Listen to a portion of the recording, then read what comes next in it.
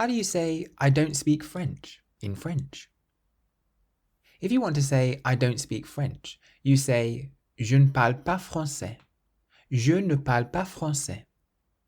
For example, Désolé, mais je ne parle pas français très bien. Désolé, mais je ne parle pas français très bien. Sorry, but I don't speak French very well. Alternatively, you could say, je parle un peu français. Je parle un peu français. If you're feeling a little bit more confident, this means I speak a little French. So, je ne parle pas français means I don't speak French. If you want to learn to speak French, you can get my course 3-Minute French by going to www.3minlanguages.com. And if you use the code WELCOME on checkout, you can get a discount. Rooted in meaning. Parler comes from the late Latin word parabolare, which meant to talk, or literally to speak in parables.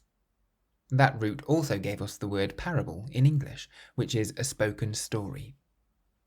We also get words like parle, which was originally a room for speaking, and parliament, a place for speaking your thoughts. So you can see how they all have links with the French word parler, which means to speak.